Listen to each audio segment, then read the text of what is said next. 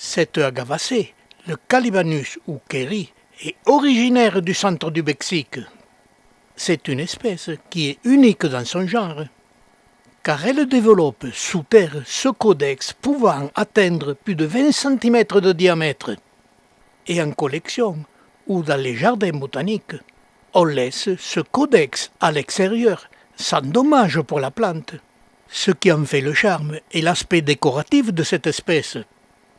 Il est surmonté de plusieurs méristèmes, où chacun développe une dizaine de feuilles, pouvant atteindre près d'1 mètre de long et 5 mm de large, car elles sont presque plates. Et l'ensemble des feuilles des plantes en collection donne cette superbe image. Mais il n'en est pas de même pour les mêmes plantes sur site, où leurs codex ont atteint des dimensions bien plus importantes que ceux que j'ai obtenus en collection. Car au Mexique, les feuilles de cette espèce sont récoltées chaque année, car elles sont étroites, longues et fibreuses comme celles de la plupart des agaves. Et une fois tressées, séchées, elles servent pour la confection de très nombreux objets usuels, car elles sont très solides.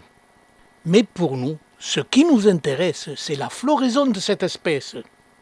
J'ai semé cette espèce et j'ai attendu pendant plus de 20 ans pour voir enfin apparaître les premiers bourgeons des tiges florales. Sur une dizaine de méristèmes que porte cette espèce, il y en a chaque année de 3 à 6 qui développent leurs tiges florales. Elles atteignent près d'1 mètre de long, et au fur et à mesure de son développement, cette hampe florale se divise en une multitude de rameaux.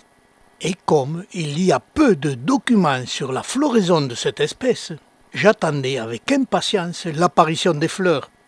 Elle se faisait désirer et les centaines de boutons de fleurs tout au long de ces tiges se développaient lentement et étaient très petits. Et comme cette plante est dioïque et que je n'ai qu'un seul pied, j'attendais avec impatience sa floraison pour savoir si j'avais un pied mâle ou un pied femelle. Car les pieds mâles ont des petites fleurs blanches de 5 à 8 mm de diamètre qui rendent l'ensemble très décoratif. Mais à la vue du développement des boutons de fleurs sur les tiges de mon pied, je commençais à déchanter. Mon superbe pied de Calibanus ou Kerry est un pied femelle.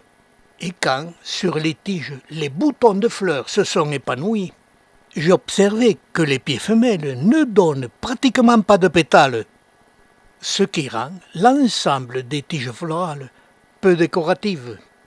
Et comme c'était ma première floraison, je tentais toutes les techniques d'hybridation pour essayer d'obtenir quelques fruits. Et j'attendais avec impatience le résultat. Et certaines tiges florales semblaient me donner quelques satisfactions. Et petit à petit, je dus vite déchanter. Les fruits tombaient et seuls quelques-uns restaient accrochés aux tiges florales.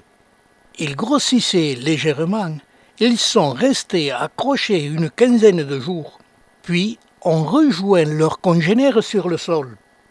Une dernière petite information, chaque fleur aurait dû me donner une seule graine par fleur de couleur crème de 3 à 4 mm de diamètre.